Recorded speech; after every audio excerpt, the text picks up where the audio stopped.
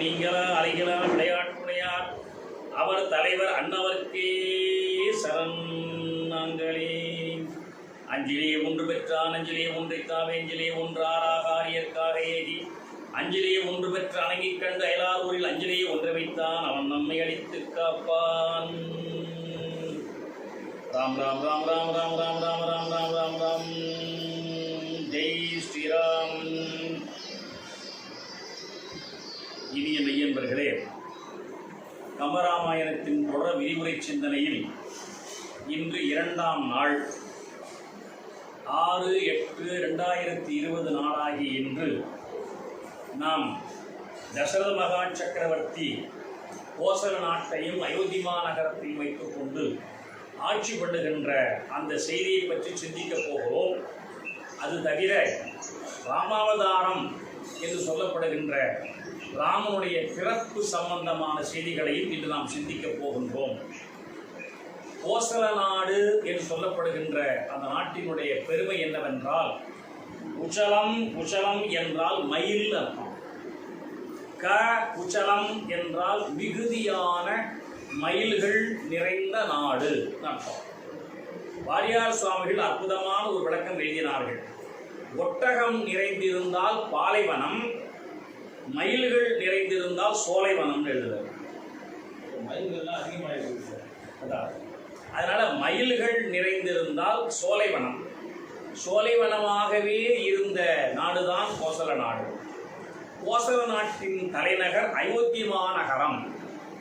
அயோத்தி என்று சொல்லுகிற சொல்லுக்கு என்ன பொருள் என்றால் யுத்தம் இல்லாதது அர்த்தம்.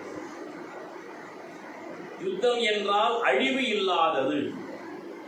நம்முடைய கம்பராமாயணம் சொல்லித் தருகிற, ராமாயணம் சொல்லித் தருகிற பாடம் என்னவென்றால், வசிஷ்ட மகரிஷி உட்பட எல்லோரும் சிந்தித்தது என்னவென்றால், ஒரு மகாராஜா சிறந்த ஆட்சி பண்ணுகிறான் என்றால் அதற்கு அடையாளம் போரே நடக்கக்கூடாது. அதை வசிஷ்டர் சொல்லுகிறார், ராமா நீ ஆட்சிக்கு வந்தால் போர் ஒடுங்கும், புகழ் ஒடுங்காதுன்னர். அப்படின்னா என்ன தெரியுது என்றால், நம்ம பெரிய அதிகமான பேரை கொன்று வென்று அதை சாதனையாக சொல்லிக் கொண்டிருக்கிற பெருமையை முன்னோர்கள் ஏற்றுக்கொள்ளவில்லை. யுத்தம் நிகழாமல் இருந்தால்தான் நிம்மதி. ஆதலினால் அயோத்தி மாநகரம் யுத்தம் இல்லாதது, யுத்தத்தை சந்திக்காதது அர்த்தம். இப்ப நாம் அதை புரிந்து கொள்ள வேண்டும். மன உணர்வுகளிலே, மன உளைச்சல்களிலே நாம் சிறந்தவனாக விளங்குகிறோம் என்றால் என்ன பொருள்? நட்பு அதிகமாக வேண்டுமே தவிர பகை அதிகமாகக்கூடாது. பகைவர்கள் குறைய குறையத்தான் ஒரு மனிதன் சிறந்த வாழ்க்கை வாழ்கிறான் என்பதற்கு அடையாளம். அது எவ்வளவு வள்ளுவ பேராசிரியர் சொன்னார். அது எப்படிங்க நம்ம பிறரை அனுசரித்து போக முடியும்? கடுமையான தவறுகளை எல்லாம் செய்கிறார்களே, நம்மை கடுமையாக ஏசுகிறார்கள், பேசுகிறார்கள், துன்புறுத்துகிறார்களே, அவர்களை நாம் எப்படி வெல்லுவது? அவர்கள் சண்டை போட்டால் தானே இங்கே அடங்குவார்கள் என்ற ஒரு வினாவை வள்ளுவ பேராசிரியர்கிட்ட கேட்டபொழுது ஒரு அழகான ஒரு விடை சொன்னார். மிகுதியான் மிக்கவை செய்தாரை தாம் தம் தகுதியான் வென்று விடல் என்றார். அவர்கள் குற்றம் செய்கிறார்கள் என்றால், அவர்கள் பாவம் செய்கிறார்கள் என்றால், அந்த பாவத்தை திரும்ப நாம செய்யாமல் இருப்பதுதான் நமக்கு பெருமை. ஆதலினால் ஹிம்சைக்கு விரோதி அஹிம்சை. ஹிம்சையை ஹிம்சையினால் வெல்ல முடியாது.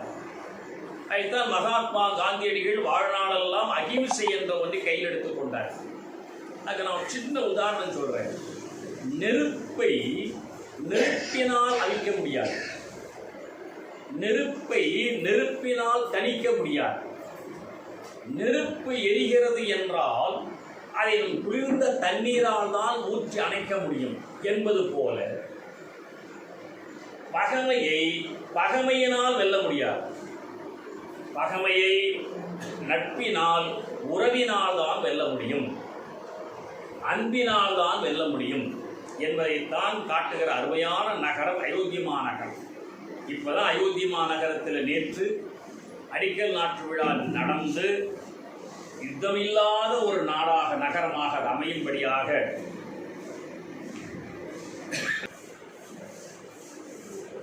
இந்த அயோத்தி மாநகரத்தில் உள்ளடங்கிய கோசல நாட்டின் தலைவன் தசரதன். தசரதனுக்கு மகனாக ராமச்சந்திரமூர்த்தி அவதாரம் பண்ண போகிறார். அவதாரம் என்ற சொல்லுக்கு என்ன பொருள் என்றால் மேலிருந்து கீழ் வருவதுன்னு அர்த்தம். பிறப்பு என்றால் என்ன பொருள்? கீழிருந்து மேலே போவதுன்னு அர்த்தம். நாமெல்லாம் பிறந்தோம், ராமச்சந்திரமூர்த்தி அவதாரம் பண்ணினார். இப்போ அவதரித்தல் என்றால் மேலிருந்து கீழே வருவது என்றால் ஸ்டேட்டஸில் இருந்து இறங்கி வருவதுன்னு அர்த்தம். மேலிருந்து என்றால் விண்ணில் இருந்து என்றோ, கைலாயத்தில் இருந்து என்றோ, வைகுண்டத்தில் இருந்து என்றோ இறங்கி வருவதுன்னு அர்த்தம் இல்லை. ஸ்டேட்டஸில் இருந்து இறங்கி வருவதுன்னு அர்த்தம். அது என்னங்க ஸ்டேட்டஸில் இருந்து இறங்கி வர்றதுன்னு கேட்டால், நாம் நம்முடைய தகுதியை மனதில் வைத்துக் கொண்டு உதவி செய்கிற பொழுது நான் போய் இப்படி இறங்கி காரியம் பண்ணுவதா, நான் போய் ரொம்ப இறங்கி தாழ்ந்து பணி செய்வதா, இவர்கள் என்னை விட தாழ்ந்தவர்கள், இவர்களுக்கு நான் போய் பணி செய்வதா என்ற எண்ணம் இல்லாமல், என்னுடைய ஸ்டேட்டஸ் எப்படிப்பட்டது என்ற எண்ணம் இல்லாமல், யாருக்காக வேணுமானால் தேவை இருந்தால் பணி செய்வது, அதுதான் அவதாரம். மகாத்மா காந்தியடிகள் இது போன்ற அறையில் பேசிக் கொண்டிருந்தார். ஒரு 10 பேர் பேசிக்கிட்டு இருந்தாங்க. திடீர்னு எழுந்து போய் ஒரு ஃபேனை ஆஃப் பண்ணிட்டு வந்தார். ஒருத்தர் கேட்டார், சுவாமி நீங்கள் சொல்லியிருந்தா நான் போய் ஆஃப் பண்ணிட்டு வந்திருப்பேனே அப்படின்னார். நான் உன்னை ஏவினால் நான் ஈகோ உள்ளவன் அர்த்தம். நானே சென்று செய்துட்டு வந்தால்தான் உனக்கு இப்படி செய்யணும்னு தோணும். இருந்து காந்தி என்ன சொல்ல வருகிறார் என்றால், பிறருக்கு அறிவுரை சொல்லுவதை விட வாழ்ந்து காட்டுவதுதான் உபதேசம். நம்ம சொல்லிட்டே இருக்கோம், சொல்லுவதை விட வாழ்ந்து காட்டுவதுதான் உபதேசமாக ஏற்றுக்கொள்ளப்படத்தக்கது என்று பார்க்கிறோம். இன்னொரு உதாரணம் சொல்றேன். அமெரிக்காவிலே அப்ரஹாம் லிங்கன் என்று சொல்லப்பட்ட ஒரு மிகப்பெரிய பண்பாளர் ஆட்சி பண்ணினார். அப்ரஹாம் லிங்கன் கேள்விப்பட்டிருப்பீங்க. அவர் ஒரு முறை அமெரிக்காவில் சாலையில் போய் கொண்டிருக்கிறார். ஒரு 10 பேர் இந்த தெருவிளக்கு கம்பத்தை கைத்தை கட்டி நிமித்துக்கிட்டு இருக்கிறாங்க. அது சாஞ்சி கிடக்கு. நிமிக்கிறாங்க, நிமிக்க முடியல. பக்கத்தில் ஒருத்தர் கொடையை பிடிச்சிக்கிட்டு அப்படி பிடி அந்த கையில பிடி, அந்த ஆளை பிடின்னு சொல்லிட்டு இருக்கிறார். அப்ரஹாம் லிங்கன் அந்த வழியை காரில் போன காரை நிறுத்த சொல்லிட்டு இறங்கினார். இறங்கி அந்த கொடையை பிடிச்சி விட்ட விஷயம் கேட்டார். 10 பேர் மெனக்கிறாங்க, நீ ஒரு கை பிடிச்சா ஈஸியாக நிமித்திடலாமே, நீ நின்றுட்டு அப்படி இப்படி சொல்லிட்டு இருக்கிற, யார் ஏன் இந்த செஞ்சா என்ன யாருன்னு கேட்டார். ஓயா வேலையை பார்த்துக்கிட்டு இந்த நாட்டினுடைய ஜனாதிபதியாக இருக்கிற அப்ரஹாம் லிங்கனுடைய ஆட்சியிலே இருக்கிற சூப்பர்வைசர்மா 10,000 சம்பளம் வாங்குறேன், இவெல்லாம் லேபர்ஸ், ஈகோவை நான் உதவி செய்யணுமா, வேலை பார்த்துட்டு போயா என்று சொல்லிவிட்டான் அந்த சூப்பர்வைசர். என் வேலை கண்காணிப்பது தான், நான் பணி செய்வது இல்லைன்னு தான். சரிப்பா ரொம்ப நன்றின்னு சொல்லிட்டு அப்புறம் அப்ரஹாம் லிங்கன் இவர் தான் அவருக்கு தெரியாது, இறங்கி போய் இவர் ஒரு கை பிடிச்சார். எழுதுனார், இழுத்து வச்சுட்டார். ஒருத்தர் கூட வந்தாலும் ஒரு உற்சாகம் உண்டு. எப்பொழுதுமே கூட்டு முயற்சியாக நிறுத்தி வச்சு எல்லாம் கட்டிட்டு கிளம்புனார் காரில் ஏறுறதுக்கு. அந்த சூப்பர்வைசர் அங்கேருந்து ஓடி வந்து, ஒரு நல்ல உதவி செய்தீங்க, மனமாற பாராட்டல் சொல்லணும். அவன் சொல்கிறான், நாங்கள் இந்த தெருக்கம்பத்தை நிமிக்கிறோம் சொல்லி 10 நாள் ஓட்டி பண்ணாலும் பார்ப்போம். அதில் எங்கள் சம்பாதிச்செல்லாம் பார்ப்போம். உண்மையான காலம் ஒரே நாளில் நிமிக்க சொன்னால் வேலையை பிடிக்க தெரியாமலா இருக்கிறோம். நாங்கள் இந்த நாட்டில் எல்லாரும் என்ன வேலை பண்ணுறோன்னு தெரியுது உங்களுக்கு. நிமிக்கிறோன்னு சொல்லிட்டு காலத்தை ஓட்டினா 10 நாள் பொழுது போயிடும். நீ பாட்டுக்கு வந்தால் நிமித்து வச்சுட்டு போட்டே, நீ யாரு நான் கேட்டான் சூப்பர்வைசர். நீ சொன்னியே அமெரிக்க நாட்டு அதிபர் மாண்புமிகு அப்ரஹாம் லிங்கன், அவர் நான் தான். பெரிய காலில் விழுந்தான், மன்னிச்சிங்கன்னா, டேய் நீ நின்றுகிட்டு இருக்கிறத ஒரு கை பிடிச்சா நின்றுருக்கலாம்ல. அப்படின்னா என்ன தெரியுதுன்னா, ஒரு வேலை செய்யறதுன்னு சொல்லி பொழுது ஓட்டுறதுதான் அரசாங்கத்தை பணி செய்வதா உட்கார்ந்து சொல்லிட்டு போனார். இப்போ நான் உங்களுக்கு ஒன்று கேட்கிறேன். அப்ரஹாம் லிங்கன் என்ற ஸ்டேட்டஸ், ஜனாதிபதி என்ற ஸ்டேட்டஸ், அதை அவர் பார்க்காம இறங்கி பணி செய்த அவதாரம்னு பேர். அவதாரம் என்றால் நாம கூட ஒரு வாழ்க்கையில பல நேரங்களில் அவதாரம் எடுக்கலாம். ஆனால் நாம் இன்னைக்கு அவதாரம்னு சொல்றது, ஒரு பையன் தப்புனாலும் எனக்கு பிறந்தது ஒரு அவதாரம் அப்படி இன்னைக்கு அவதாரங்கிறது ஒரு கேவலமான ஒரு செயலை சொல்ல பயன்படுத்தி விட்டோம். அது தவறு. அவதாரம் என்பது பெரியவர்களாக இருக்கிற நாமும் அவதாரம் எடுக்கலாம், அவதாரம் செய்து பலருக்கு உதவலாம் என்பதைத்தான் சொல்லுகிறார். அவதாரம் செய்தால் ராமச்சந்திரமூர்த்தி தசரத மகா சக்கரவர்த்திக்கு மகனா பிறக்க போறார்.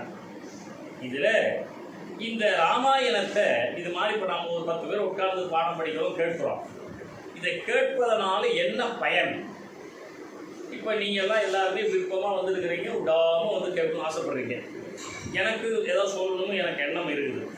ஏன்னா என்னுடைய மனநிலை மட்டுமில்லை, பொதுவாகவே என்ன ஒரு சிந்தனைன்னா, கற்றதை சொல்ல மறுப்பது ஒரு உலோபம். பையில இருக்கிற பணத்தை யாராவது ஒரு ஏழைக்கு கொடுக்க மறுப்பது எவ்வளவு பெரிய கருமித்தனம், உலோபத்தன்மையோ பாவமோ. அதை விட பெரும் பாவம் படிச்சது சொல்லாமல் இருக்கு. அந்த உலோபத்தை செய்யக்கூடாதுங்கிறதுனால தான் நான் செய்யணும். ஒரு மாதம் நம்ம வகுப்பு நடத்தலாம் நினைச்சேன். இது ராமாயணத்தை கேட்டால் என்ன பையன் ஒரு பாட்டு இருக்கு. நாடிய பொருள் கைகூடும். நீங்கள் எதை விரும்பி வந்திருக்கிறீர்களோ, நீங்கள் வாழ்நாள் எதை விரும்பி வாழ்ந்து கொண்டு இருக்கிறீர்களோ, அந்த பொருள் கைகூடிவிடும். ராமாயணத்தை கேட்டு முடிச்சுட்டான். ஞானமும் புகழும் உண்டாம். இங்க ஞானம் என்பதற்கு பொருள் தெளிவுன்னு அர்த்தம். இப்ப நமக்கு எது தேவைன்னா தெளிவு தான். படிக்கிறோம், செய்திகளை கேட்கிறோம், சிந்திக்கிறோம், அப்புறம் தெளியும். ஞானமும் தெளிவும் புகழும் உண்டாம். வீடியல் வழியதாக்கும். இந்த தெளிவினால் வீடு பேறு என்ற ஒன்றுக்கும் இது வழிவகுக்கும். வேரியல் கமலை நோக்கும். வேரியல்னா வாசனை கொண்டு இருக்கிற செந்தாமரை மலரை பெற்றிருக்கின்ற மகாலட்சுமியின் அருள் நோக்கு என்ற செல்வ கடாட்சம் கிடைக்கும். அப்ப லட்சுமியின் அருள் செல்வம் அதுவும் கிடைக்கும். நீடிய அரக்கல் சேனை நீருவட்டு ஒழிய வாகை சூடிய ராமன். அசுரர்களை அழிப்பதற்காக அவதாரம் செய்வராய் இருக்கிற சிலை கொண்ட ராமன். சிலை கொண்ட ராமனுக்கு கோதண்டராமன் பேர். கோதண்டம்னா வில்லு. அந்த கோதண்டராமனுடைய தோல் வழி அந்த பராக்கிரமத்தை கூறுவோர்க்கு, இதை நன்றாக எடுத்து பாடம் சொல்லுவோருக்கும், இதை விரும்பி கேட்பவருக்கும் இவைகளெல்லாம் கிடைக்கும்.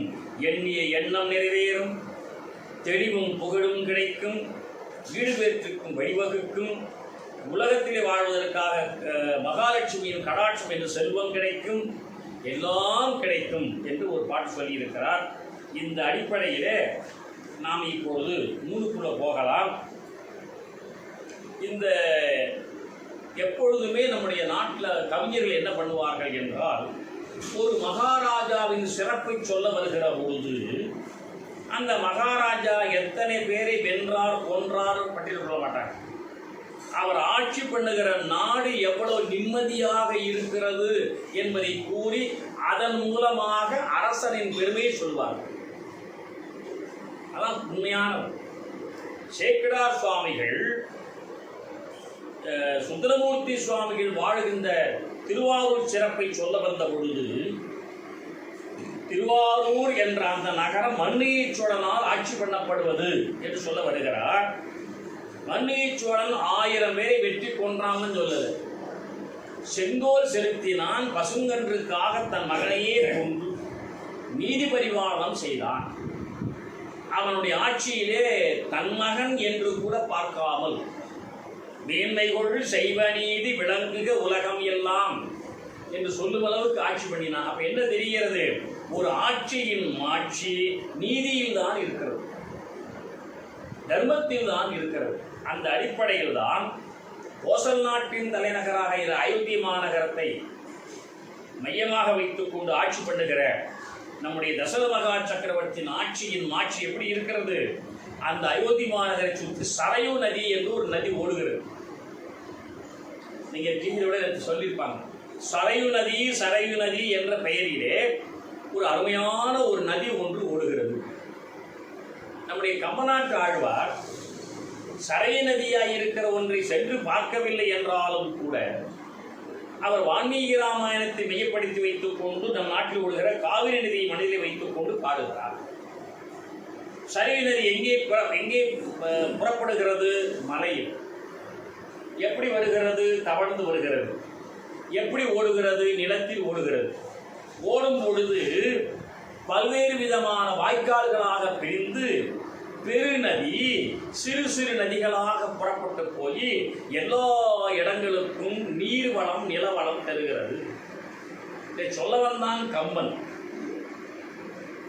இறங்கி வந்தது ஒரு நதி, பயன்பெற்றது பல ஊர்கள். அந்த நதியின் பெயர்கள் பலவாக பிரிந்து பிரிந்து ஓடுகின்றன. நான் நேற்றோ இன்றோ பொதுவீட்டில் சொன்னேன். நதி ஒன்று, படிக்கட்டு பல. நம்ம மயிலாடுதுறை துலாக்கட்டத்தையும் சொன்னேன். காவிரி நதி வேகமாக ஓடி வருகிறது. ஆனால் ஓடி வருகிற காவிரி நதியில் இறங்கி நாம் பயன்பெறுவதற்காக துறைகளை அமைத்துக் கொள்கிறோம். துறைகள் என்ற படிக்கட்டுகள் நாம் பயன்பாட்டுக்கு அமைத்துக் கொண்டவையே தவிர அந்த காவிரியில் துலாக்கட்டம் என்றோ மண்ணியாறு என்றோ உடமுருட்டி ஆறு என்றோ வீர சோழனாறு என்றோ பெயர் கிடையாது. அது நேரம் ஓடிக்கொண்டே இருக்கு. அது வேத நெறி சைவத்துறை என்றார் சேக்கிழார் சுவாமி. நெறி என்றால் வேகமான ஓட்டம், துறை என்றால் பயன்படுத்திக் கொள்வதுன்னு அர்த்தம்.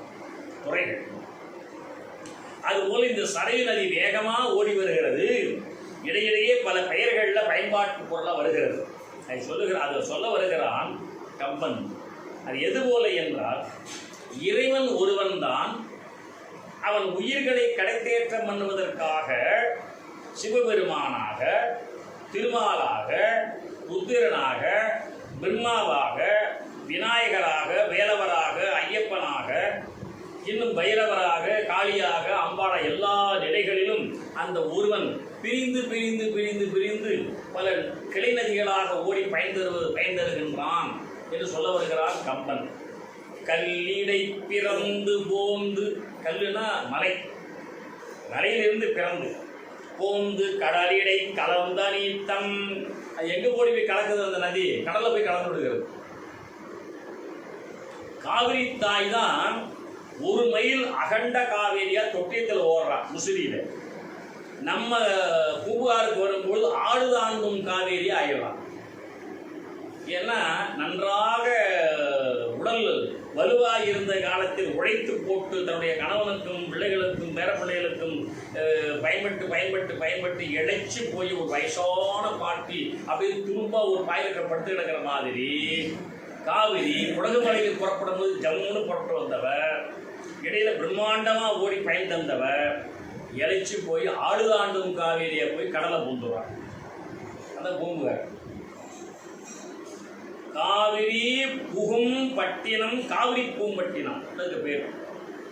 அந்த நிலையை நாம் மனசில் வைத்து படிக்கணும். கல்லிடை பிறந்து போந்து கடலிடை கலந்த நீத்தம், கடலை போய் சென்று கலந்தது. எல்லையில் மலைகளாலும், எல்லா மலைகள் தேவ வேதங்களாலும் இயம்பரும் பொருள் ஈதி என்ன, இறைவன் இப்படித்தான் இருக்கிறான் என்று எந்த வேதங்களாலும், எந்த ஸ்லோகங்களினாலும், எந்த திருமுறை பாடல்களாலும் வரையறுத்து சொல்ல முடியாதவன் இறைவன். எம்பரும் பொருள் இது என்ன, தொல்லையில் ஒன்றே. தொல்லைன்னா தொன்மை. தொல்லைங்கிற சொல்லுக்கு தொன்மையில் தான் அர்த்தம். தொல்லைன்னா இடைஞ்சல்னு அர்த்தம் இல்லை. தொல்லை இருந்திரவி என்று திருவாசகத்தை சொல்றது பாட்டு. தொல்லைனா பழமை, தொன்மைன்னு அர்த்தம். தொல்லையில் ஒன்றேயாகி துறைதோறும் பரந்த சூழ்ச்சி பல்வெறும் சமயம் சொல்லும் பொருளும் போல் பறந்ததென்றே. சிவபெருமான் ஒருவராக இருந்தாலும் பல துறைகளாக பிரிந்து வருவது போல, பல சமயவாதிகள் தங்கள் விருப்பத்தில் சொல்லிக் கொள்வது போல, பிறந்து வருகின்ற சரை நதி ஒன்றாக இருந்தாலும் பல்வேறு துறைகளிலே பல்வேறு கிளைப்பெயர்கள் பெற்றுக்கொண்டு பெயர் வருகின்றது என்று சொல்லி முடித்தார். அந்த இது ஆற்றுப்படலம் ஒரு படலம். கம்பராமாயணத்தில் உள்பிரிவுகள் என்று எடுத்துக்கொண்டால் 6 காண்டங்கள் உள்ளன. கம்பராமாயணம் எத்தனை பெரும்பிரிவு உடையது என்று கேட்டால் 6 பெரும்பிரிவு. காண்டங்கள் என்று 6 பெரும்பிரிவுகள் உடையன. இதுக்கு நீங்கள் கொஞ்சம் புரிஞ்சுக்கிறதுக்கு நான் உங்களுக்கு ஒரு உதாரணம் சொல்ல, சிலப்பதிகாரம் 3 காண்டங்களை உடையது. புகார் காண்டம், மதுரை காண்டம், வஞ்சி காண்டம், சிலப்பதிகாரம். ராமாயணம் 6 காண்டங்கள் பெற்றது. இந்த காண்டங்களின் பெயர் எப்படி அமைந்திருக்கிறது ராமாயணத்தில் என்று சொன்னால், பொதுவாக ஒரு நூலினுடைய காண்டத்தின் பெயர்கள் பல காரணங்களில் அமையும். அதை வேணா எழுதிங்க. 1 பாலகாண்டம், 6 காண்டங்களில் 1 முதல் காண்டம் பாலகாண்டம்.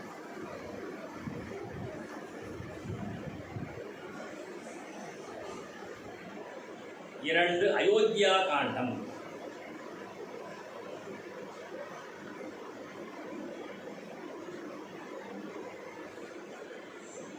3 ஆரண்ய காண்டம்,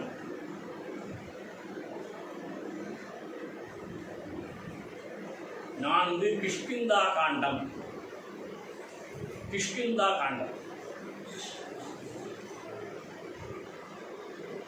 5 சுந்தர காண்டம்,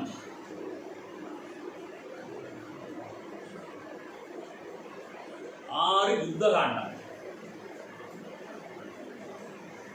6 யுத்த காண்டம் என்ற பெயரிலே அமைந்திருக்கிறது.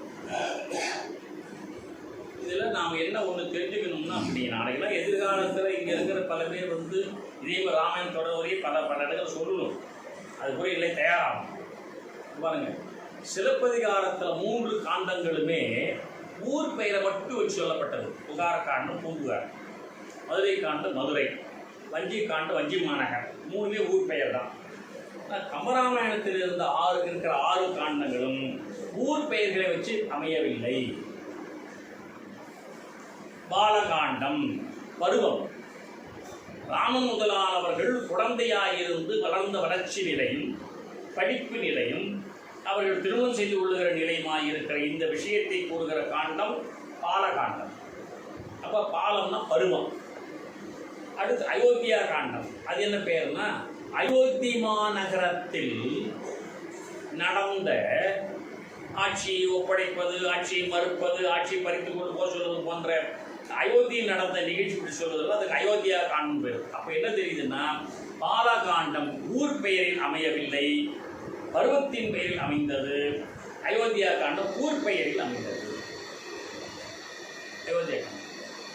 ஆரண்ய காண்டம் என்பது ராமனும் சீதையும் லட்சுமணனும் ஆரண்யம் என்ற காட்டுக்கு போவதும் அங்கே வாழ்வதுமாக இருக்கிற விஷயம் சொல்வது, அதுவும் இடப்பெயர் தான், இடப்பொருள். ஆரண்யம்னா ஊர் பெயர் அல்ல, அது நிகழ்ச்சி நடைபெறுகிற இடம், காடு. அடுத்து 4வது காண்டம் கிஷ்கிந்தா காண்டம். கிஷ்கிந்தைன்னு ஒரு இடம், அது வாலி ஆட்சி பண்ணிய இடம், வாலி சுக்ரீவன்லாம் இருந்த இடம் தான் ஆஞ்சநேயர் பார்க்க போகிறோம். அதுவும் கிஷ்கிந்தை என்பது இடத்தின் நிலையிலே பேர் வந்தது. அடுத்து சுந்தரகாண்டம் 5வது காண்டம்.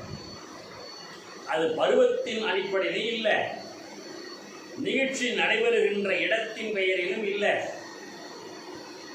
அந்த சுந்தரகாண்டத்தினுடைய மைய தலைவனாக இருக்கிற சுந்தரன் என்று ஆஞ்சநேயமூர்த்தி பெயரில் இருக்கு. சுந்தரம் என்ற சொல் ஆஞ்சநேயர் தான் குறிக்கும். அழகில் சிறந்தவன் அர்த்தம். என்ன அர்த்தம்னு கேட்டால், மனதின் அழகில் சிறந்தவன். உடல் தோற்றத்தை பற்றி சொல்லலை, மனம் ரொம்ப அழகானவன் ஆஞ்சநேயர். அதனால சுந்தரன் என்ற ஆஞ்சநேயமூர்த்தியினுடைய செயல்பாடுகளை எல்லாம் எடுத்து வரையறுத்து தொகுத்து விளக்கி கூறுகிற காண்டம் சுந்தரகாண்டம். அந்த காண்டத்தில் தான் ஆஞ்சநேயர் கடல் போய் தாண்டி சீதையை பார்த்து திரும்பி வந்து எல்லாம் சொல்கிறது. யுத்த காண்டம் அடுத்து 6வது நிகழ்ச்சியை பற்றி கூறுவது. என்ன நிகழ்ச்சி? போர் நிகழ்ச்சி. யுத்த காண்டத்துடைய கடைசியில் பட்டாபிஷேகம் முடிஞ்சிடும்.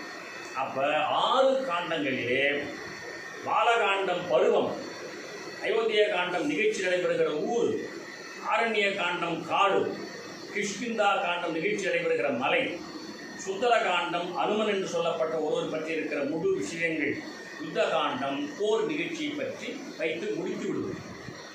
இப்படி 6 காண்டங்களாக ராமாயணம் அமைந்திருக்கிறது என்று தெரிஞ்சுங்க. இதில் படலம், அது உள்பிரிவு படலங்கள் நிறைய அது நிறைய இருக்குது. இப்போ நாம் சரையு நதி பற்றி பார்த்துட்டோம். அந்த சரையு நதி பாய்கின்ற கோசல நாடு, அதனுடைய பெருமையை சொல்ல வருகிறார். அருமையான பாட்டு, எல்லாரும் மேடையில் சொல்கிற பாட்டு தான். சேர் உண்ட ஒன்கனாரில் திரிகின்ற செங்கால் அன்னம் என்று தொடங்குற பாட்டு. சேல் உண்டன்னா, சேல்னா கயல் மீன்கள், சேல்னா மீன். மீனினுடைய கண்களை போன்ற கண்களை பெற்றிருக்கிற பெண்கள், அந்த பெண்கள் நடந்து போகிற நடையை பார்த்து இது மாதிரி நடக்கணும்னு கற்றுக்கிட்டு ஆற்ற விட்டு கரையேறி வந்த அன்னங்கள். அன்னம் போன்ற நடை பெண்ணுக்கு இல்லை, பெண் நடப்பது போல் நடக்க வரும்போது அன்னப்பறவைகள்லாம் ஆசைப்பட்டுதான் சொல்றாரு. சேல் உண்ட ஒன்காயில் திரிகின்ற செங்கால் அன்னம். அந்த அன்னப்பறவை சிவப்பா, கால் சிவப்பு, சிறகுகள் வெண்மை, அன்னப்பறவை அப்படி நடந்து போகலாம் அந்த அண்ணன். மால் உண்ட நடினப்பள்ளி வளர்த்திய மழை பிள்ளை. அந்த அன்னத்தின் குஞ்சுகள் அந்த ஆற்றுல அப்படியே விளையாடிட்டு இருக்கான். கால் உண்ட சேற்று மீதி, காலால் ஊன்றி உள்ளே அப்படியே தண்ணியில் இருந்துகிட்டு இருக்கிற மீதினா எருமைகள் நிறைய அப்படி விளையாடிக்கிட்டு இருக்கிற அந்த ஆற்றுக்குள்ள. அது திடீர்னு என்ன பண்ணிச்சா, அதனுடைய அந்த எருமை மாட்டுடைய மடி இருக்குது பாருங்க, நல்லா சுரந்து நன்றாக இருக்குது. அது 2 மீன் இப்படி துள்ளி அந்த மடி இடிச்சு பாருங்க. உடனே அதுக்கு அந்த உணர்வு ஏற்பட்டு தன்னுடைய கண்ணுட்டி ஞாபகம் வந்துருக்கு. அப்படியே கம்ப்ளீட்டாக பாலை சுரந்து அந்த ஆற்றுல விட்டுதான் அந்த எருமை. கன்று உள்ளினா கன்றை நினைத்து, கணைப்ப ஒரு கணைச்சுட்டு சோர்ந்த பால் உண்டு. அந்த எருமை மாட்டினுடைய மடியிலிருந்து சோர்ந்தன்னா ஒழுகிய பால் உண்டு. துயில, எது துயில? அன்ன குஞ்சிகள். என்ன தெரியுதுன்னா, அன்னப்பறவை கரையில் அப்படியே நடந்து போய்கிட்டு இருக்கு, பெண்கள் போல் நடக்கணும்னு ஆசைப்பட்டு. அன்ன குஞ்சிகள் குளத்தில் ஆற்றுல இருக்கிறது. எருமாட்டினோட மடியில் வருகிற பாலை நல்லா குடிச்சுக்கிட்டு அப்படியே படுத்து தூங்கிட்டு இருக்கான் ஒரு தாமரை பழம் மலரில். அந்த மாதிரி அன்ன குஞ்சுகள் துயிலும் பொழுது அங்கே இருக்கிற பச்சை தேரைன்னா தவக்கலாக போகுது, அது ஒலி எழுப்பி இந்த குஞ்சு தூங்க வைக்கணும். இதை விட ஜீவகாரணம் இல்லை. சம்பந்தம் இல்லாமல் அது தன் வேலையை தான் பார்ப்போம் இல்லாமல், அது தான் இனத்தை தான் பார்ப்போம் இல்லாமல், உலகம் எல்லாமே நன்றாக இருக்க வேண்டும் என்ற உயிர் நேயத்தில் அந்த கோசல நாட்டில் இருக்கிற உயிரினங்கள் வாழுகின்றன என்ற பொது செய்தியை சொல்ல வந்தான் கம்பன். இதன் மூலமாக இதில் இருந்து 2 செய்தி சொல்லியிருக்கான். பாருங்க, இந்த பாட்டை தான் சொல்லிட்டேன் உங்களுக்கு. இந்த எருமை மாடு இருக்குது, அது இந்த மடியில் இருக்கிற பாலை யாருக்கா வச்சிருக்குது? அது கண்ணுட்டி. எருமை மாட்டை வளர்க்குறவன் பாலை யாருக்கா வச்சிருக்கிறான்? கணக்கு. அந்த எருமாட்டு பால் கடைசி எங்கே போச்சு? அன்னக்குஞ்சி. நான் ஒன்று நினைக்க, அவன் ஒன்று நினைக்க, வேறொன்று நடந்து விடுவது போல. திருவருள். எருமை மாடு தான் மடியில் தான் கண்ணுட்டி பாலை வச்சிருக்கு. எருமை மாட்டினுடைய சொந்தக்காரன் அந்த மடி பாலை கறந்து தான் காய்ச்சாப்புன்னு நினச்சிக்கிட்டு இருக்கிறான். ஆனால் கடைசியில் அந்த பால் எங்கே போகுது? அன்னக்குஞ்சிக்கு. இதை சொன்னால் கம்பன், அது வாரியார் ஒன்று எழுதினார். அது போல தான் பின்னாடி நடக்க போகுதுன்னார். என்னன்னு கேட்டால், தசரத மகா சக்கரவர்த்தி இந்த நாட்டு ஆட்சி ராமனுக்கு என்று அவர் முடிவெடுக்க, கைகேயி அந்த ஆட்சியை தன் மகன் பரதனுக்கு என்று முடிவெடுக்க, அந்த ஆட்சி மிதியடிக்கு ராமனுடைய கால் அடிச்சு விடு. இது நந்தியை இதில் வச்சிருக்காங்க பரதன் 14 வருஷமும். அப்போ தசரதன் ஒன்றை நினைத்தான், கைகேயி ஒன்றை நினைத்தாள். ஆனால் நடந்தது என்னவோ வேறொன்றாக முடிந்து விட்டது. எது போல என்றால், பால் எருமை ஒன்று நினைக்க, சொந்தக்காரன் ஒன்று நினைக்க, அன்னக்குச்சிக்கு போன மாதிரின்னு கம்பன் பின்னாடி வரப்போகிற அந்த ஆட்சி பிரச்சனையை முன்னாடி சிம்பாலிக்காக சொல்லுவானாக. இதாங்க கம்பன். கம்பன் கம்பன் அப்படி சொல்லியிருக்கிறார். இதில் இன்னொரு விஷயம் சொன்னார் ஒருத்தர், இந்த அன்னப்பறவை தான் குஞ்சிகளெல்லாம் இந்த ஆற்றுல குளத்துல விளையாடிட்டு இருக்கிறத பார்த்துட்டு அதுகளுக்கு ஏதாவது சாப்பாடு தயார் பண்ணி கொடுக்கணும், போகணும், தூங்க வைக்கணும் புத்தி இல்லாமல் பெண்கள் நடந்து போகிற நடையை பார்த்துட்டு அதை ஜெயிக்கணும்னு இது போகிறது இருக்குது. பல பொறுப்பற்றவர்கள் தங்கள் பிள்ளைகளை பாதுகாக்காம போட்டார் போல நம்பர் ஒரு போட்டு என்ன பேசுறோமோ அதன்படி வாழ்ந்து விட்டுத்தான் பேசணும். மஞ்சள் ஒரு சொற்பொழிவாளர் மாட்டு வண்டியில் உட்காந்துட்டு போறார். கிராமத்தில் சொற்பொழி பண்றார். ராமலிங்க சுவாமிகளுடைய சமரசு சன்மார்க்க சங்க கூட்டம். வாடி பயிரை கண்ட போதெல்லாம் வாடினேன்னு பேச போறார். வண்டி மெல்ல மாட்டு வண்டியோட தான் போகும். இது போய் நேரம் ஆச்சியா, நான் மீட்டிங்கு போகணும், காலையில் 9 மணிக்கு எனக்கு மீட்டிங் ஆரம்பம். காலையில் வண்டி எப்படியும் 8 மணி ஆச்சு, சீக்கிரம் போயிட்டார். பாருங்க, அவ்வளோதான் போகும் என் மாடு. சும்மா நீ ஊதில் கூடி இது போதும் போதும் அவ்வளோ சொன்னாங்க. ஏன் இந்த மாட்டை அடித்து ஓட்டுறதுக்கு கால் வச்சு வச்சுக்கலே நீ? அதெல்லாம் வச்சுக்கல. வாழை பிடிச்சி முறுக்கு அப்படின்னாரு. இப்படி பேச ஒரு டாபிக் என்ன? உடனே மாட்டு வண்டிக்காரன் கேட்டான், நீங்கள் எந்த ஊருக்கு போயிட்டீங்கன்னா ஒரு ஊர் கிராமம், அங்கே என்ன பண்ண போறீங்கன்னு கேட்டான். நான் போய் மேடையில் போய் என்ன பேச போறீங்க? வாடியை போய் இருக்கணும், இறந்து கீழன்னா. மாட்டு வண்டிக்காரன், நீ எல்லாம் போயிட்டா அந்த நாடு திருத்த போதா? இறங்கியா கீழே உன் கூலி வேணா பண்ணுவானா? அது மாதிரி எது சொல்ல வரேன்னா, எதை பற்றி பேச போகிறோமோ அதன்படி வாழ்ந்து விட்டுல பேசலாம். குடும்பத்தை பராமரிப்பது எப்படின்னு தலைப்பு போட்டுட்டு இங்கே குழந்தை விட்டு போகிறது என்ன இருக்குது? அது மாதிரி என்ன பண்ணுதான் கம்பன் அப்படி சொன்னான். ஒருத்தர் எழுதியிருக்கிறார், குஞ்சுகள்லாம் பசிலையும் பட்டினியும் நடந்து அளவாயுது. இது கரையில் போய் பொம்பளை பின்னாடியே போடும். அன்னப்பறவை பொறுப்பற்ற தாய். ஆனால் அந்த குஞ்சு என்ன பண்ணும்? அது பாவம் பசியில். அப்போ எருமாடு அது கண்ணுட்டி நினைச்சு பால் ஊற்று. ஏதோ கடைச்சே போச்சு விட்டு அந்த குஞ்செல்லாம் சாப்பிட்டு வயிறு விட்டு போயிடுச்சு. தூணும் இல்லை, தூங்கு தான். இதுக்கு பச்சை தேரை தவக்கடை தாளாட்டு பாடுதான். அப்போ பொறுப்பற்ற நிலையில் வாழ்வோர் மத்தியில் எங்கோ இருக்கின்ற ஒரு செய்தி, எங்கோ இருக்கிற ஒரு பதாரம் யாரோ ஒருவருக்கு போய் சேருவது போல என்ற வகையில் பொதுவாக நாடு அப்படி இருப்பது உண்டு என்பது போலவும் கம்பன் பிராக்டிக்கலாக பேசியிருக்கிறான் என்று ஒரு நயம் சொன்னார். இப்படி நாட்டுப்படலம். அடுத்தது நகரப்படலம். நகரப்படலத்தில் அரசியல் படலம். தசரதன் ஆட்சி பண்ணுகிறான். தசரதன் என்ற சொல்லுக்கு என்ன பொருள்னு கேட்டீங்கன்னா, ராமன்கிற சொல்லுக்கு என்ன பொருள்னா அழகாக இருப்பவன் அர்த்தம். ராமன் அழகு மிகுந்தவன். அதுக்கு பெண்பால் என்ன? ராமி. ராமின்னா பெண்பால் அழகு மிகுந்தவள். ராமன் ஆண்பால் அழகு மிகுந்தவன். அபிராமின்னா என்ன அர்த்தம் ஒருத்தன் கேட்டான். மிகுந்த அழகு உள்ளவன். அபிராமி என்பவள் மிகுந்த அழகு உடையவள் என்ற பொருளிலே அந்த சொல்லை பயன்படுத்துவார்கள். அது ராமன். அது தசரதன் என்ற சொல்லுக்கு என்ன பொருள் கேட்டா, தசம்னா 10, ரதம்னா ரதங்கள். 10 திசைகளிலும் தம்முடைய ஆட்சிக்கு இடம் என்பதை காட்டுவதற்காக தன்னுடைய ரதங்களை நிறுத்தி வச்சிருக்கிறாராம் தசரதன். அது என்ன 10 திசைகள்? கிழக்கு எழுதிங்க வேணா. தசரதன் என்பதற்கு 10 திசைகள் என்னங்கிறதுக்கு கிழக்கு, மேற்கு, தெற்கு, வடக்கு, ஈசானம், அக்னி,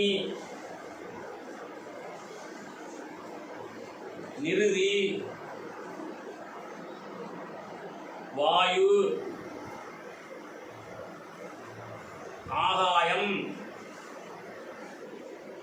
பாதாளம்.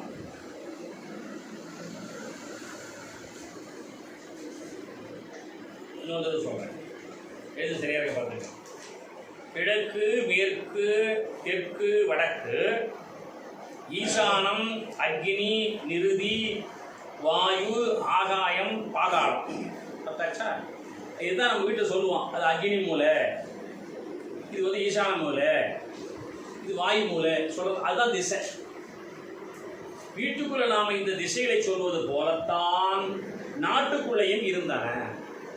அத்தனை திசைகளிலும் தம்முடைய ரதத்தை கொண்டு நிறுத்தி தசரதன் 10 ரதங்களை நிறுத்தி 10 திசைக்குள்ள இருக்கிற இடத்தை ஆட்சி பண்ணினான் என்பது அவனுக்கு பொருள். அவன் எப்படி ஆட்சி பண்ணினான்? இப்போ நான் உங்களை ஒரு கேள்வி கேட்க போறேன். நம்முடைய சங்க இலக்கியத்திலே ஒரு நாட்டை ஆளுகிற மன்னனை உயிர் என்று சொல்லியது.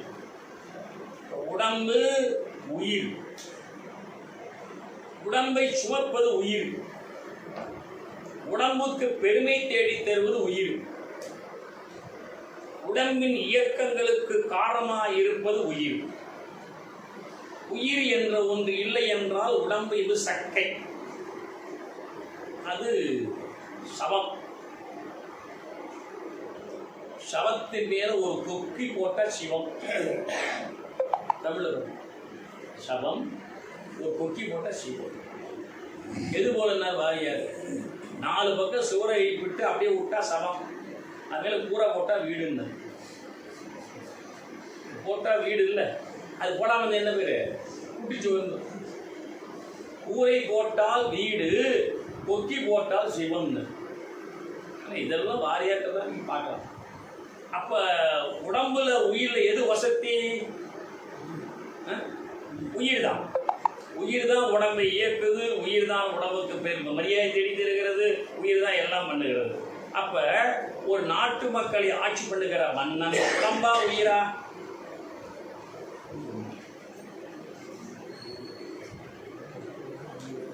சும்மா இருக்க மாட்டீங்களா சார்? உடம்பும் உயிரும் உடம்பும் உயிரும் ரெண்டும் சொல்லக்கூடாது. நல்லா குழப்பம் சொல்ல முடியாது. இல்ல, பிரிச்சு சொல்ல முடியாதுன்னாலும் சொல்லலாம். இல்லை, உடம்பு யாரு? நாட்டு மக்களுக்கும் மன்னனுக்கும் இருக்கிற அந்த இயல்பில உயிர். உயிர் யாரு? உடம்பு யாரு? உயிர் மன்னன்.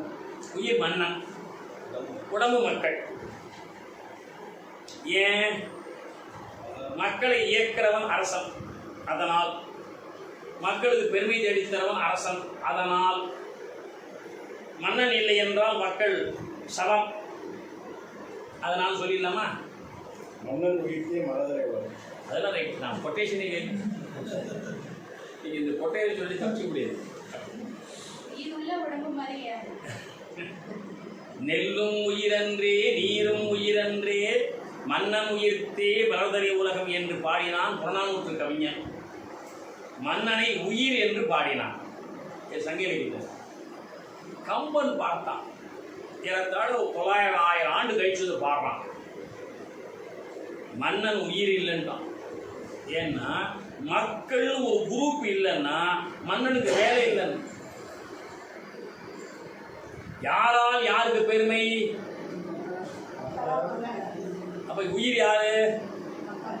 ஏன்னா இவ்வளவு சீக்கிரம் கட்சி பாரு, நம்ம நாட்டில் ரொம்ப சீக்கிரம் கட்சி 2 மினிட்ஸ்ல மாற்றி.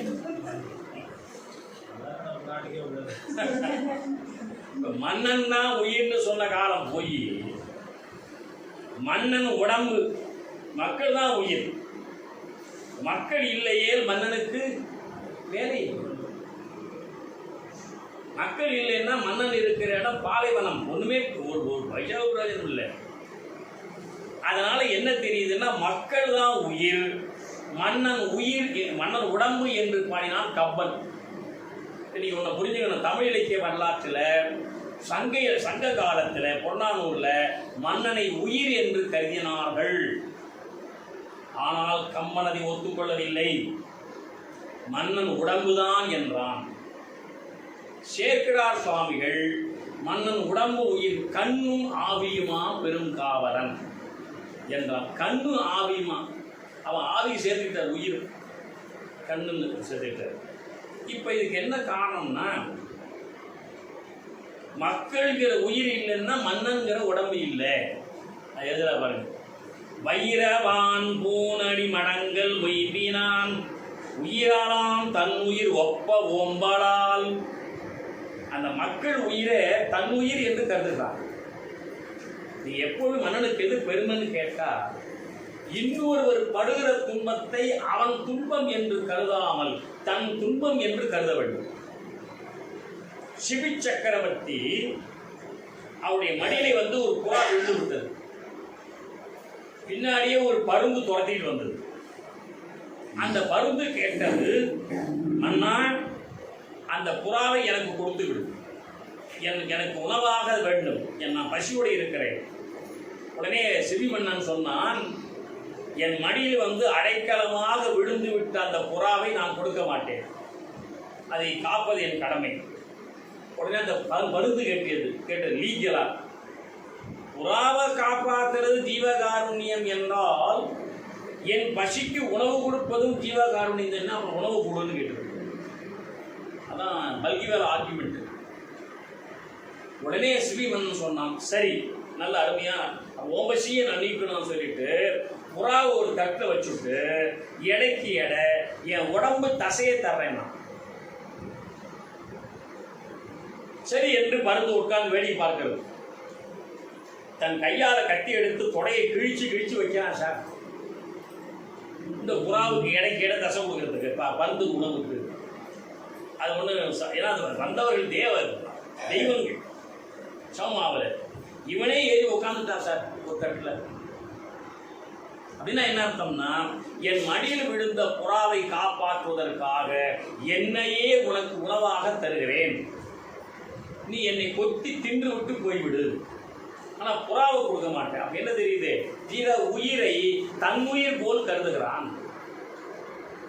உடனே அடுத்த வினாடி அந்த பருந்தும் புறாவும் மறைந்து விட சிவபெருமானும் யமதர்மமா என்ன, சிவி மன்னனே உன்னை நான் பாராட்டுகிறேன், மெச்சுகிறேன் என்று சொல்லி இதை பற்றி புறநானூல் எப்படி ஒரு கவிதை வருதுன்னு கேட்டா, வான வழியா சூரியன் போயிட்டு இருக்குல்ல, நம்ம சுத்தத்தினால போதும், அந்த சூரியனுடைய பெரிய கடுமையான அந்த சூரிய ஒளி என்ற பிரகாசத்தை இந்த உயிர்கள் தாங்க மாட்டார்கள் என்று சில முனி புங்கவர்கள் அந்த சூரிய ஒளி தங்கள் மேல் படும்படியா பார்த்து கொண்டு அந்த நிழல் பூமியில் படியும்படியா போயிட்டு இருக்காங்க. சில மகரிஷிகள் புறநானூல் ஒரு பாட்டு சொல்லுகிறது, அப்படி தாங்கிட்டு போயிட்டு இருக்காங்க. அப்ப அவங்க அந்த சூரிய ஒளி அவங்க மேல படுகிறது, அவங்க கருகுகிறார்கள், அவர்கள் மகா அவஸ்தைப்படுகிறார்கள். இருந்தாலும் இந்த பூமியில் இருக்கிற உயிரினங்கள் வாழட்டும் என்று அவர்கள் சஞ்சரித்துக் கொண்டிருக்கிறார்களாம். இப்படி சஞ்சரித்துக் கொண்டிருக்க திடீர்னு ஒரு பக்கம் திரும்பி பார்த்தா சிபி மன்னன் தன் உடம்பு சதையெல்லாம் அரிஞ்சு வச்சுட்டு இருந்தான் பாருங்க. அவரை பார்த்து விட்டு இன்னும் ரிஷியை பார்த்து, நம்மை விட உயர்ந்தவன் மண் உலகத்தில் வாழ்கிறான் என்றார்கள். இதை பற்றி நான் தஞ்சாவூர்ல திருக்குறள் பேரவையில விண்ணவர் போற்றிய மன்னவன் என்ற தலைப்பில் ஒரு 1.5 மணி நேரம் பேசுகிறேன் இந்த சிபி மன்னன். அதனால மன்னன் என்பவன் அவ்வளோ பெரிய பிரம்மாண்டமான இருக்கிற சொல்றார். உயிராலாம் தன்னுயிர் ஒப்ப ஒம்பலால் செயிரிலா உலகினில் சென்று நின்று வாழ் உயிராலாம் உறைவதோர் உடம்பும் ஆயினான். இப்போ கம்மன் எப்படி சொல்றான், தசரதன உடம்புங்கிறான். உயிரெல்லாம் உயிரெல்லாம் என்ற மக்கள் உரைகின்ற உடம்பு என்றார். மன்னன் உடம்பா உயிராங்கிற கேள்விக்கு சங்க இலக்கியம் உயிர் என்றது, கம்மன் உடம்பு என்றான். மகாகவி பாரதி 20ஆம் நூற்றாண்டிலே மன்னன் உயிரும் இல்லை, மன்னன் உடம்பும் இல்லை, ஜஸ்ட் வேலைக்காரன் என்றார். காவல்காரன். எங்க எழுதுறாருன்னா, பாஞ்சாலி சபதத்தில் தருமன் தன் நாட்டை வச்சு சூதாடலாம் பாருங்க. அப்ப கடுமையான கோபத்தில் பாரதி பாடுறார், ஒரு வீட்டுக்கு காவல் காக்கின்ற கூர்க்கா அந்த வீட்டை அடமான வைத்து விடுவதல் போல, ஒரு கோயிலுக்கு கூர்க்காவாய் இருக்கிற ஒருவன் கோயிலையே விற்று விடுதல் போல, ஒரு நாட்டுக்கு காவல்காரனாய் இருக்கிற மன்னன் நாட்டை வைத்து இழந்து விட்டான். சீச்சி, சிறிய செய்கை செய்தான் மன்னர்கள். கோயில் பூசை செய்வோ சிலையை கொண்டு விற்றல் போலும், வாயில் காத்து நிற்போன் வீட்டை வைத்து இழத்தல் போலும், ஆயிரங்களான நீதி அவை உணர்ந்த தருமன் தேயம் வைத்து இழந்தான். சிச்சி, சிறிய செய்கை செய்தான் என்று பாடினார். அப்ப நம்ம தமிழ் இலக்கிய வரலாற்றில் மன்னன் என்பவன் உயிரா உடம்பா காவல்காரனா என்று கேட்டால் பாரதி சிந்தனையில் காவல்காரன் என்றுதான் வந்து முடிந்தது. அப்படி இங்கு தசரதன் இருக்கிறான். 60,000 ஆண்டுகள் ஆட்சி பண்ணினானா ஆட்சியோடு. அவனுக்கு ஒரு குறையும் இல்லை. தசரதனுக்கு ஒரு குறையும் இல்லை. அவனுக்கு பல மனைவிகள். அந்த காலத்தில் மகாராஜாக்களுக்கு மனைவி என்பது மனைவி அல்ல, மனைவிகள். அவ்வளவு வித்தியாசம். மனைவி மனைவிகள் எப்பவுமே கல் சேர்ந்தா இடைஞ்சல் தான். ஒருத்தர் எழுதுறாங்க புது கவிதை, நான் என் மனைவி கண்ணகியாக்கி பார்க்க துடிக்கின்றேன், மாதவிகளே ஓடி வாருங்கள். அயோக்கியத்தனம். அது மாதவியே இல்லை, மாதவிகளே. இந்த மாதிரி ஒரு ரொம்ப மோசமான ஒரு கவிதை. அது மாதிரி இங்கே தசரதன் அந்த காலத்தில் மகாராஜா விரும்பினால் எத்தனை ஆயிரம் மனைவிகளும் அமைத்துக் கொள்ளலாம். அப்படி அமைத்து வாழ்கிறார். ஆனால் திருவுருள் சம்பந்தமாக தசரதனுக்கு குழந்தை பேர் இல்லை. அவனுடைய இஷ்டமான ராணிகள் 3 பேர், கோசலை, கைகேயி, சுமத்திரை. இந்த 3 பேரிலும் பிரியமானவள் கைகேயி. கோசலை நல்லவள், இனிமையா பேசவரா. சுமத்திரை மிக பொறுப்பானவள், அலங்காரம் பண்ணிக்க தெரியாது. இதிலிருந்து என்ன தெரியுது? இந்த 3 தெரியுது. நல்லவளா இருக்கணும், அலங்காரம் பண்ணிக்கணும், வசீகரமா பேச தெரியும். இந்த கைகேயிட்டு 3 இருந்தது. அதனால தசரத மகா சக்கரவர்த்தி கைகேயினுடைய அரண்மனையில் தான் அதிக நாள் அந்த பக்கத்தில் இருப்பார். ஆனால் குழந்தை பேர் இல்லை. தசரதன் ஒரு நாள் வசிஷ்ட மகரிஷிகிட்ட, சுவாமி, அவர் குலகுரு, எனக்கு எல்லா விதமான பெருமையும் இருக்கிறது, நான் எந்த விதமான யுத்தம் வராமல் ஆட்சி பண்ணிக்கிட்டு இருக்கிறேன், நிம்மதியாக இருந்துகிட்டு இருக்கிறேன், ஒரே ஒரு குறைதான், என்னப்பான்னு கேட்டார். குழந்தை இல்லை. இந்த நாட்டை ஆளுவதற்கு எனக்கு பின்னே ஒரு வாரிசு இல்லை, அது எனக்கு வருத்தமாக இருக்கிறது மகரிஷி என்று வருந்தினான். உடனே அந்த வசிஷ்ட மகரிஷி கண்களை மூடினார். அது பாருங்க ஒரு சிறப்பு. அப்படி மன்னன் மகாராஜா சொல்றார், நின்றுட்டே சொல்றார், உட்காந்துக்கிட்டு, உனக்கு ஒரு குறை இருக்கிறதா? ஆமாம்.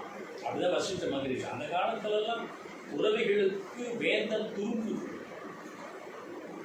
உறவைகள் தான் ஜம்முன்னு தேவர்களை விட அவங்க தான் பெரியவங்க. உனக்கு பெண்ணடா குறை என்று கேட்டார் வசிஷ்டர். எனக்கு ஒரு குழந்தை. சரி இரு. உட்கார மாட்டேன்ட்டான் தசரதன். கண்களை மூடினா திருப்பார்கடல்ல ஒரு காட்சி தெரியுது. வைகுண்டத்தில் அங்கே திருப்பார்கடல்ல திருமால் இப்படி சைனித்திருக்கிறார். சைனித்திர படுத்திருக்கிறார் தூங்குல. அவருடைய தூக்கத்துக்கு என்ன பேரு? அரிதுயில். அரிதுயில் என்ன?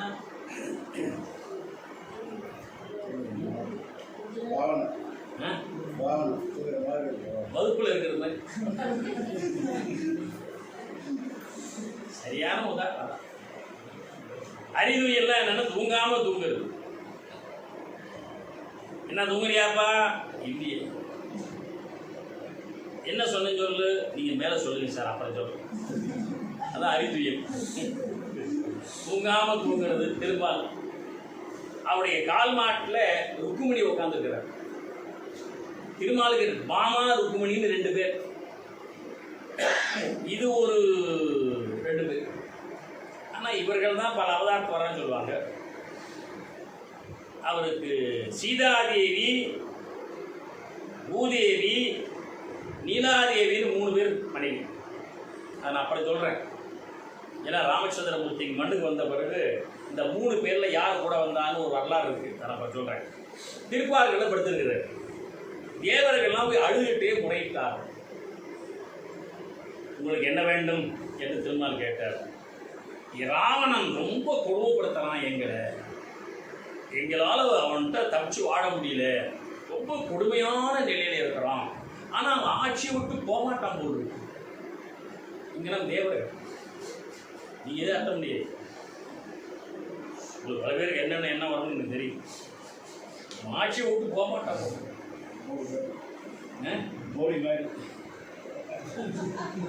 எத்தனை நாட்கள் நாங்கள் இந்த ஆட்சியில கட்டப்படுவோம், ஒரு தெளிவும் இல்லையே. தேவர்கள் சொல்றாங்க ஒரு தெளிவும் இல்லையே, நாங்கள் என்ன பண்ணுவோம் சுவாமி என்று திருப்பார்கடலில் இருக்கிற திருமால்கிட்ட முறையிட்டார்கள். உடனே பெருமாள் சரி அவன் அழியும் காலம் வந்து விட்டது. நல்லா ஒன்று புரிஞ்சுங்க, தெய்வங்கள் கூட நம்முடைய கட்டத்தை கேட்டு ஏதாவது பரிகாரம் பண்ணணும்னு நினைச்சா அதை செய்வதற்கு அவனுக்கு கெட்ட நேரம் வரணும். இன்னொரு சொல்றேன், சிவபெருமானாகட்டும் தெய்வங்களாகட்டும் யாராக ஆகட்டும் நம்முடைய வேண்டுகோளை ஏற்று நமக்கு வேண்டுகோளுடைய இருக்கிற அந்த நல்லத வாழ்க்கையை கொடுத்து அவர்களை அழித்து நம்மை காப்பாற்ற வேண்டும் என்று விரும்பினாலும் எது வரணும்? அவனுக்கு அழிவு காலம் வரணும். சரி, அவனுக்கு அழிவு காலம் எப்போ வரும்?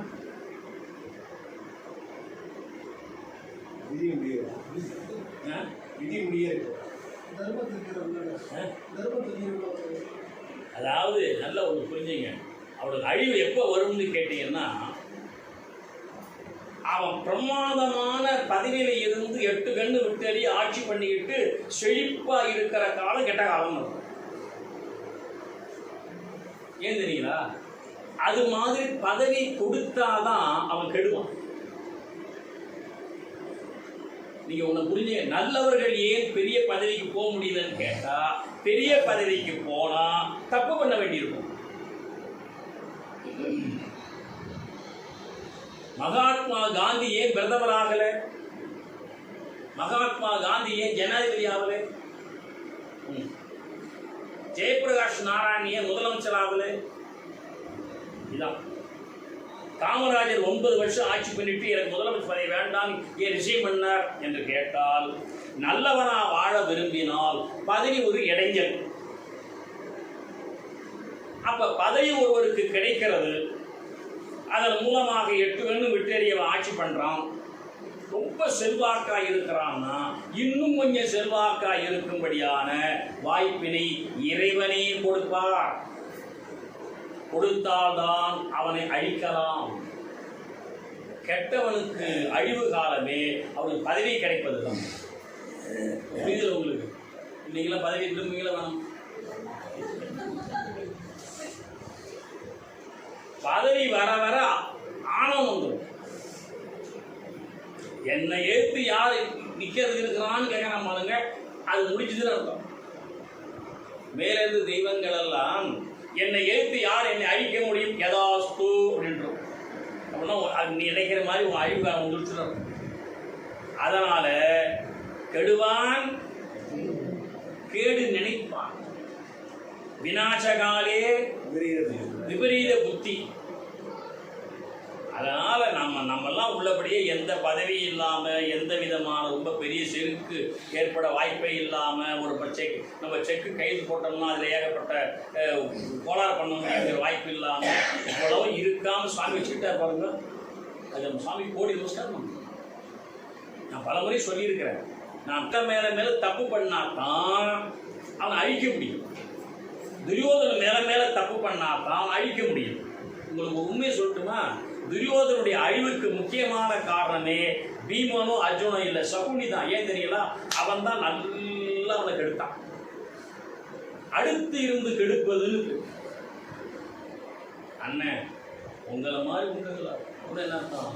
வாடா உனக்கு இருக்கிறா வண்டகுடி பக்கத்துக்கு இருந்து உனக்கு தூண்டுறான், ஆனால் அவனுக்கு தெரியாது.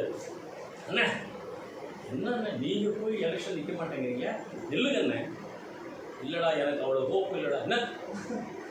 என்ன அப்படி பேசுறீங்க அண்ணன் நீங்க?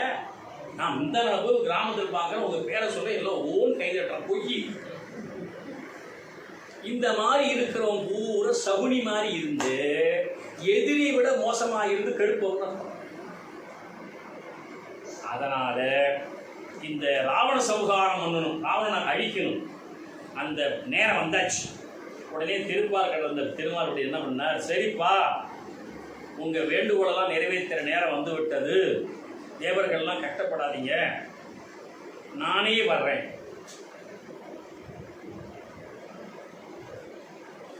இவரே வர்றாருன்னா என்ன அர்த்தம்? இப்போ நான் ஒன்று கேட்குறேன், பெருமாளுக்கு என்ன சார் வேலை?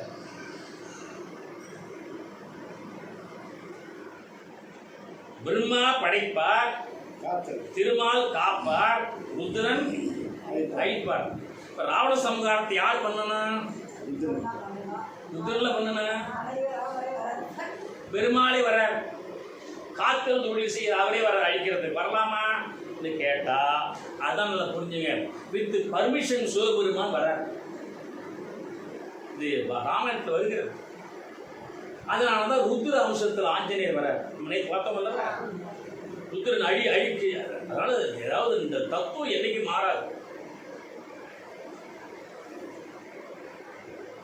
அடித்தல் தொழில் செய்கின்ற ருத்ரனை உதவியாக வைத்துக் கொண்டுதான் திருமால் ராமாவதாரத்தில் ராவணனை சம்ஹாரம் பண்ணினார். காத்தல் தொழில் அழித்தல் தொழிலுக்கு வருகிறது, புரிஞ்சுங்க. உடனே நானே கோதண்ட ராமனா வர்றேன், வில்லேந்தியவனா வரேன்னு சொல்லிட்டு அப்ப திருமால் சொன்னார், ராவணன் சிவபெருமான் நோக்கி தவம் பண்ணிய பொழுது, சிவபெருமான்கிட்ட வரம் கேட்க பொழுது மனிதர்கள் துச்சமானவர்கள் கேவலமானவர்கள் அடிச்சுட்டாங்க. அவங்க அல்ப பதர் யார் மனிதர்களை, குரங்குகளுக்கு என்ன தெரியும், அது அல்பம் சொல்லிட்டு குரங்குகளாலும் மனிதர்களாலும் எனக்கு அழி வரக்கூடாது என்று வரத்தை அவன் கேட்கவில்லை. அவன் ஏமாந்து போனான். கெட்டவன் எப்பொழுதும் அழிவதற்கு ஒரு சொடுக்கு. எப்படி இருக்கு, கொலை பண்ணவன் ஏதாவது ஒரு தடையை விட்டு போறான். ஒரு வேடிக்கை ஒரு கதை சொல்றோம். ஒரு 3 பேர் உட்காந்துருந்தாங்க ஒரு மரத்தடி. ஒரு பாட்டி எங்கேயிருந்து வந்து இந்த மூட்டையை வச்சுங்க, நான் திரும்ப கேட்கணும்னு கொடுங்க சொல்லிட்டு, சரி 3 பேர் வாங்கி வச்சுக்கிட்டேன். திட்டு போயிடுவோம் ஒரு மரத்தடி. உடனே பாட்டி போயிட்டு ஒரு 2-3 வாரம் கழிச்சு வந்து மூட்டையை கேட்டால் 3 பேரும் எங்கே கொடுத்தேன்னு இந்த பாட்டி நம்மளோட மோசமான பாட்டி. உடனே மகாராஜா போய் முறையிட்டு, மகாராஜா பாட்டியை பார்த்து, நீ ஏன் கொடுத்த அந்த 3 பயிர் விட்டு நல்லவனு மாதிரி தெரிஞ்சானுங்க, நான் கொடுத்துட்டேன். சரி சரி அதை போட்டு உங்களுக்கு அந்த பயிரோட பார்த்து அடையாளம் தெரியுமா? அடையாளம் தெரியும். 3 பயிரோட ஆனால் ஒரு இடத்துல இல்லை, எங்கே ஓட்டாது போட்டுருங்க, பிரிச்சுட்டு ஓட்டாது. உடனே போய் நகரத்தை சுற்றி பார்த்தா ஒரே ஒரு ஆள் அடையாளம் தெரிஞ்சு வச்சு அவனை பாட்டி காட்டி கொண்டு இழுத்து வந்து வச்சுட்டாங்க. மகாராஜா கட்டி போட்டார் அவனை. மாக்கி 2 பேர் எங்கே இருக்கிறான்னு தெரியல. இப்படியே சுற்றி ஊற்றிட்டு இருந்த உடனே அப்போ பாட்டி உடனே, நீங்கள் ஒன்றும் கவலைப்படாதீங்க, நான் போய் அந்த 2 பழம் எங்கே இருக்க மரத்தில் எந்த இடத்துல உட்காந்து சொல்லி கண்டுபிடிச்சி வந்துடுறேன் அப்படின்னு சொல்லி பாட்டி கடைக்கு போயிடுச்சு. மகாராஜா செட்டப் அது. மகாராஜா சரி போட்டோம் கூட கட்டி போட்டு இங்கே எடுத்துட்டாங்க. பாட்டி போட்டு 2 மணி நேரம் ஆச்சு, 3 மணி நேரம் ஆச்சு, 5 மணி நேரம் ஆச்சு. மகாராஜா கேட்டார், என்னடா பாட்டி போனது ஆளையே காணும், என்ன அந்த முதுகுரமாட அந்த மரம் இருக்கிற இடம்னு கேட்டாங்க. சொன்னால் சும்மா இல்லாமல் அது இங்கேயில ரொம்ப தூரம்மா. இருக்காது ஒரு அறை இருக்கு பயில தெரிஞ்சுக்கதாண்டா அந்த வார்த்தையை சொன்னேன். பாட்டி இங்கே தான் ரொம்ப உட்காந்து இருக்குங்க. எப்பவுமே திருட்டு பயில ஒரு தரையை தொட்டு போகணும். அது மாதிரி ராமன் என்ன பண்ணிவிட்டான், வாழ்நாளில் வரங்க இருக்கும்போது மனிதர்களாலும் குரங்குகளாலும் எனக்கு அழிவு வரக்கூடாதுன்னு கேட்கல. சிவபெருமான் மனசில் வச்சுக்கிட்டார், இந்த பையன் அழியறதுக்கு ஒரு காலம் 2 பேரால் தான் பார்த்தார் பெருமாள். அதனால் தேவர்களே நான் மனிதனா வர்றேன். அவர் ராமச்சந்திரமூர்த்தியா மனிதனா ஏன் வந்தார்னா இதான் காரணம். ஒரு சூட்சுமம் தெரிஞ்சு போச்சு. தேவர்களாக இருக்கிற நீங்களாம் குரங்குகளாக வாங்கன்ட்டார். நம்ம ஒரு கூட்டமாக போய் ராவணனை கொண்டு வந்துடுவோம். அப்போ ஒவ்வொருத்தரும் ஒன்றா வந்தார்கள்.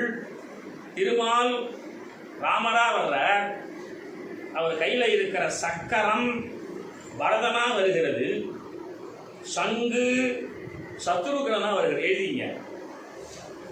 திருமால் ராமரா வர்றார் மனிதன்,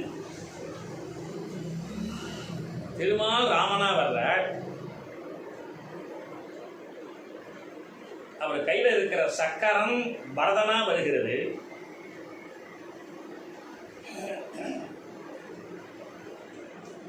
அவர் கையில் இருக்கிற சங்கு சத்ருகனா வருகிறது,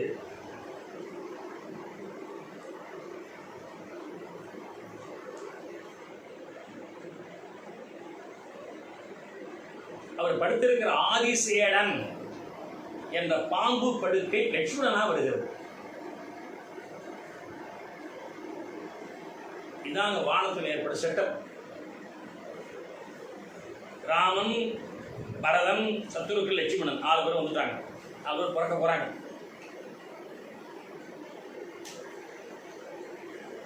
இந்திரன் வாலியா வர்றான். அது எழுதிங்க. இந்திரன் வாலியா வர்றான்.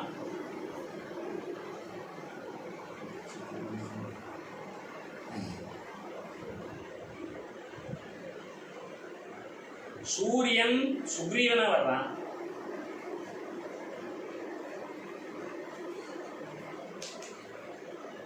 அக்னி நீலனா வர்றான். நீலன் ஒரு கேரக்டர் ராமாயணத்தில். நீலன் அக்னி நீலனா வர்றான்.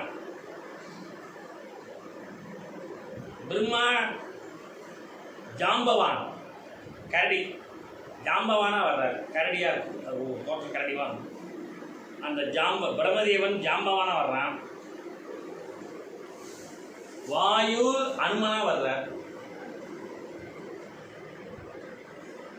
அனைத்து தேவர்களும் குரங்குகளா வருகின்றார்கள்.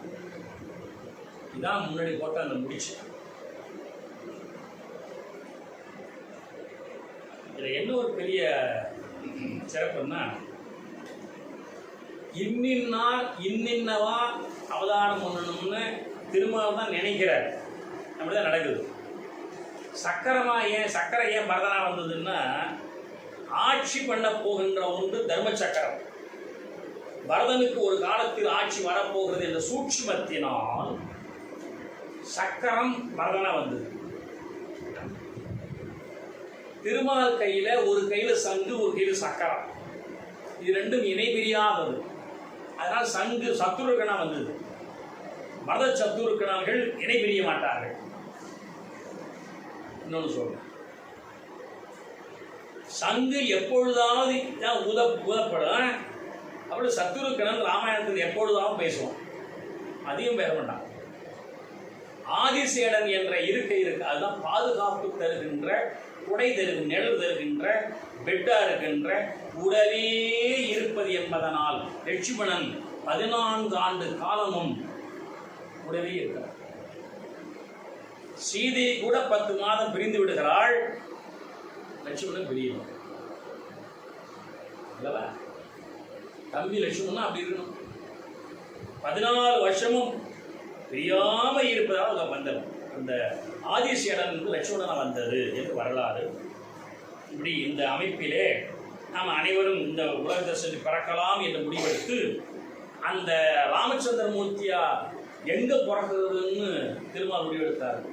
இந்த தசரதனுக்கு மகனா, தசரதன் எவ்வளோ புண்ணியம் பண்ணியிருக்கோம்.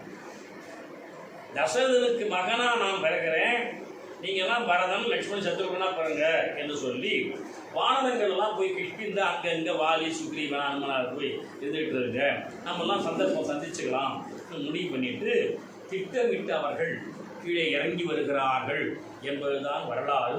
இதுதான் ராமன் அவதாரம் பண்ணுகின்ற சூட்சுமத்துக்கு காரணமான முன் வரலாறு. இதை நம்முடைய வசிஷ்டர் கதை விட்டுவிடாது. இதை வசிஷ்ட மகிழ்ச்சி கண்ணை மூட்டி பார்த்தார். அவர் லைவ்ல தெரியுது. தசரதான்னு கூப்பிட்டார். சுவாமி கவலைப்படாத, உனக்கு மகனாக திருமாலே வந்து அவதாரம் பண்ண போறார். அவருடைய பாம்பு படுக்க சங்கு சக்கரமெல்லாம் வந்து உனக்கு பிள்ளையா பிறக்க போகுது. குழந்தை இல்லையே என்ற கனி உனக்கு நீங்கிவிடும். அதற்குரிய யாகத்தெல்லாம் நம்ம பண்ணுவோம். அந்த யாகம் எப்படி பண்ணணும், யாரை கூப்பிட்டு பண்ணணும், எப்படி அந்த குழந்தை வந்து அவதாரம் பண்ணுங்கிற விஷயத்தெல்லாம் நான் உங்களுக்கு சொல்கிறேன்ப்பா என்று வசிஷ்ட மகரிஷி தசரதனுக்கு ஆசீர்வாதம் செய்து சொன்ன இந்த விஷயத்தோடு நாம் இன்னைக்கு முடிச்சுக்குவோம். ராமாவதாரம் என்று சொல்லப்பட்ட ராமன் பிறப்பு என்ற அந்த அவதார நிலையும் தொடர்ந்த நிகழ்ச்சி நாளை சிந்திப்போம் என்பதை தெரிவித்துக் கொண்டு, அருமையான முறையில் இந்த ராமாயண செய்திகளை நம்ம துல்லியமாக, ஏன்னா ஒன்று கூட ஒரு பிசிறு இல்லாமல் தெரிஞ்சுக்கிறதுக்கு இந்த ஒரு வாய்ப்பாக பயன்படுத்திக் கொள்ளுங்கள் என்பதை தெரிவித்துக் கொண்டு, இருந்து கேட்ட உங்கள் அனைவரையும் பாராட்டி மகிழ்ந்து வணக்கம் கூறி நிறைவு செய்து கொள்கிறேன். நன்றி, வணக்கம். ராம் ராம் ஜெய் ராம். சீதா பிராட்டி சமேதராயர் ராமச்சந்திரமூர்த்திக்கே.